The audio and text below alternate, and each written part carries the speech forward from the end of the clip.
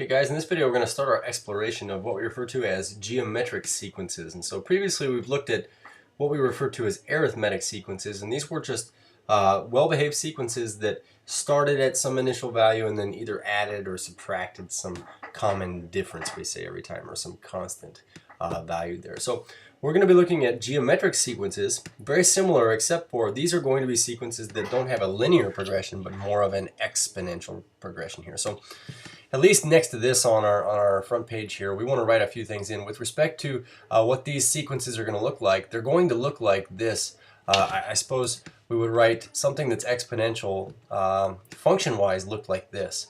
So when it comes to these type of sequences that we're going to see here, we're going to be looking at functions that are very similar to these exponential functions we've seen in the past. So if this is our n and this is our a sub n for our sequence here, we're going to be getting pictures where, say, the first 5 terms of our sequence could be something that is say growing over time, but this thing that's getting steeper and steeper here. Or we could have something for its first 5 terms here, however many terms. It might be, for instance, decaying over time, and so you have some initial value and then maybe it's half of that, and it's, you know, half of this and half of this and half of this. So we're going to be getting functions or sequences that behave in this fashion here. So looking at what this looks like in purely a roster notation, or just looking at the sequences here, I want to consider these 3 sequences, and the things I want to do here are describe the patterns that we see for each, determine the value of the next term or the 6th term in the sequence there, since 5 terms are given, and then kind of look at what these all have in common with respect to why they're geometric. So looking at this first sequence here, you might notice that these numbers are definitely all positive. They're all getting bigger and bigger, so this is increasing, but it's in getting bigger and bigger, faster and faster. So there's not a common difference between each of these terms, but I do notice if I take 1 times 5, I suppose I would get 5 here, and that 5 times 5 would be 25, and it just so happens if I take 25 times 5 that I do indeed get 125, and if you grab a calculator and you take 0.2 times 5, you certainly do get the 1 here. So with respect to what I see going on here, I would describe this as a multiplication by 5 every time. And if that's the case, I suppose I'll just grab my calculator here.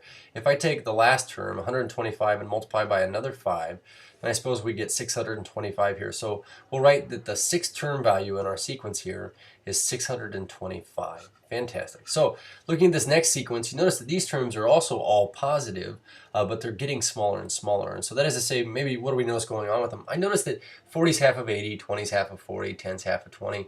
This time I'm not going to write divided by 2, but what I'm going to kind of frame this as is multiplication by a half. Multiplication by a proper fraction here would make this smaller. So if I were to take this times a half, times a half, times a half, times a half, and that's the pattern, what would I then get for my 6th term? 5 times a half. I suppose we could just say that b sub 6 here would be 5 times a half, which would be the same thing as 5 halves. Put this over 1 and multiply straight across. Or suppose you could just call this a decimal, 2.5. Either of these last values here would be totally acceptable. But yeah. Taking a look at letter C here, what do we see as a pattern? So a half to 1, 1 to 2, 2 to 4, these are doubling, but I also noticed that my first number is positive, my second number is negative. So third number is positive, fourth number is negative, 5th term is positive. When we get this alternating pattern here, I mean, I suppose I could take these each times 2 to get to the next term, but as a matter of fact, we're going to say we take it times a negative 2 here. So times a negative 2, times a negative 2, times a negative 2, times a negative 2. If that's the case, and I double this by a negative 2 here, we're going to get a negative 16. So C sub 6 here would be negative 16. So with respect to what we're seeing, these are sequences that don't add on or subtract off a common difference every time. There is this constant number that we're always multiplying by in every possible instance here. So with respect to what do these sequences have in common,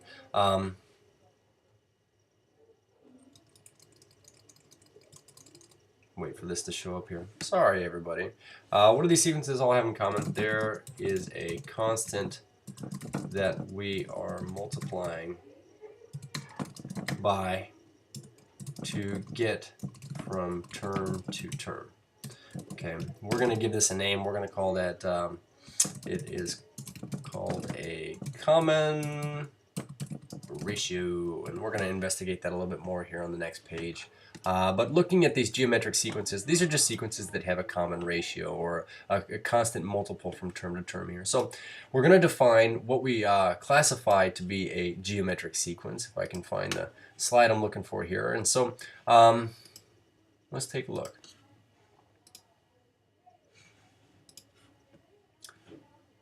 Here we go, here we go.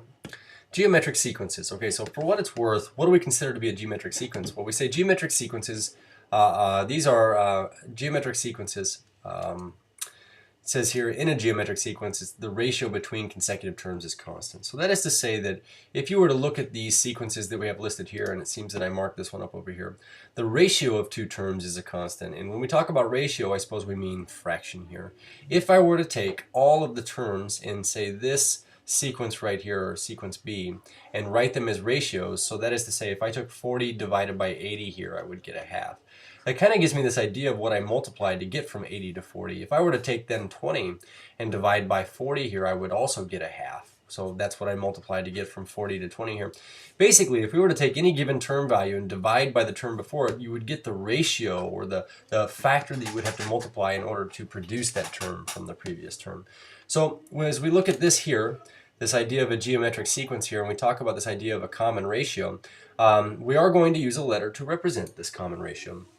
And that letter is the letter R. So whereas we use D for a common difference in arithmetic sequences, we're going to use R to represent our common ratio for a geometric sequence. And it is defined as this here. It says the constant ratio between consecutive terms of a geometric sequence is called a common ratio, or the common ratio, and is denoted by the letter R here. So to give you the definition of R, basically what this says is the value of R can be found by taking any given term value in the nth spot and dividing by the value of the term before the nth spot, the n minus 1th term here.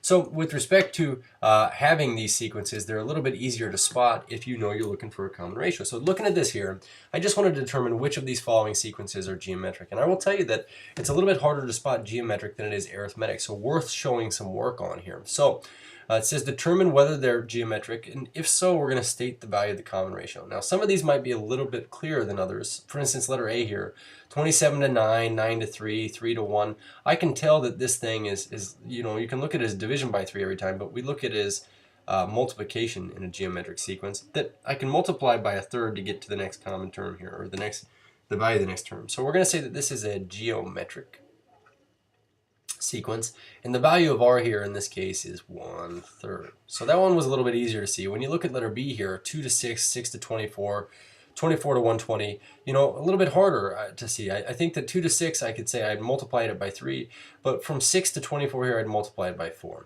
So you might play around with this. Well, what would I multiply, you know, 24 by to get 120? This is why we grab our calculators and calculate the common ratio. So grab the value of 120, divide out the value of the term before it, and that gives us what we must have multiplied by to get it. So times 5. If we take 720 divided by 120, we get 6. And so we can see something here that there's a ratio, but it's not a common ratio. So because of this, we're going to say that it's not a geometric sequence here. So looking at letter C, what would our common ratio be, if anything? Well, you know, 1 to -4, I could multiply this by a -4. If I took the next one times a -4, would I get 16? Well, in this case, I actually do. And if I take 16 times the -4, do I get -64? As a matter of fact, I actually do. So we can see here that checking all of these differences, we get a common difference. So this is geometric. And our ratio is -4. And then this last one here, 1 to 8, 8 to 27, 27 to 81. You know, 8 divided by 1 is 8, so I'd multiply by 8. But 27 divided by 8 is 27/8. So literally, I'd have to multiply by 27 over 8 to get to this next term here. Fact is that this one is not geometric. So looking at geometric sequences, we want to know that these are these sequences that have a common ratio from term to term, I suppose know how to identify them and check for them. Cheers.